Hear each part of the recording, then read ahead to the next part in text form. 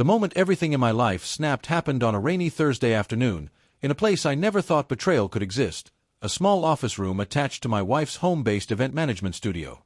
My wife, Maha, had always been ambitious, always chasing high-profile clients, always insisting she needed to sell the experience. I supported her. I admired her drive. But I never imagined she would destroy our family in the name of professionalism. It started with our 8-year-old son, Daniel, coming home quiet, too quiet. Kids don't hide bruises on their hearts very well. He kept glancing at me during dinner, like he wanted to say something but didn't know how. When I asked him what was wrong, he just said, "Mama said not to talk about her meetings." Meetings? That bothered me. Because for the past month, Maha had been hosting VIP client sessions in her studio. She locked the door, closed the blinds, put a "Do Not Disturb" sign outside. I never questioned it. Her work was her pride. But our son being told to stay silent?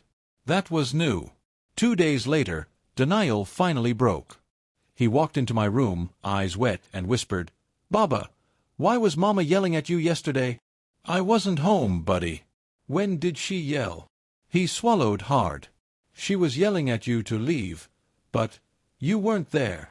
She was with 2 uncles." My chest tightened. "And where were you?" I asked slowly.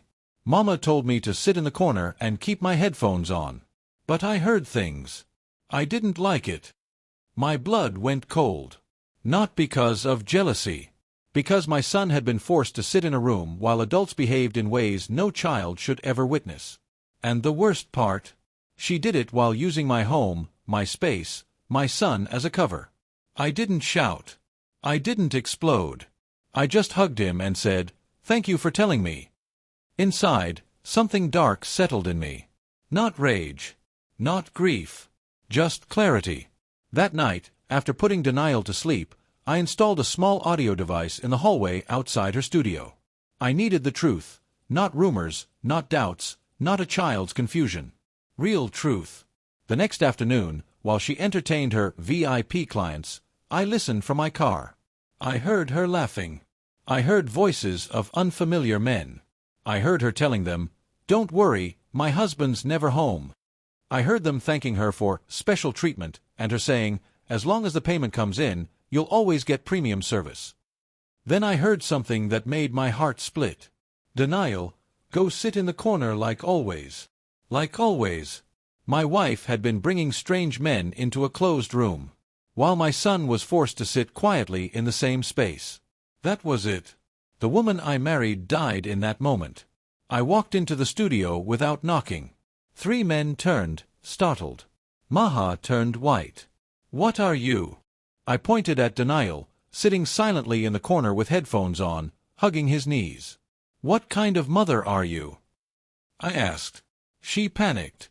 "It's not what you think." "Not what I think. You bring strangers here, force our child to witness it, and call it business." The men tried to leave, but I blocked the door. No one leaves until the authorities arrive. One of them stammered, "Authorities? For what?" "For involving a child in adult misconduct," I said. "You don't walk out of this house pretending you're innocent." They tried to argue, but guilt was written across all their faces. I wasn't violent. I didn't raise a hand. I just called the police and showed them everything: audio, dates, times, the account statements where Maha had received unexplained payments. It didn't take long. She was arrested for child endangerment and fraud. The men faced charges too.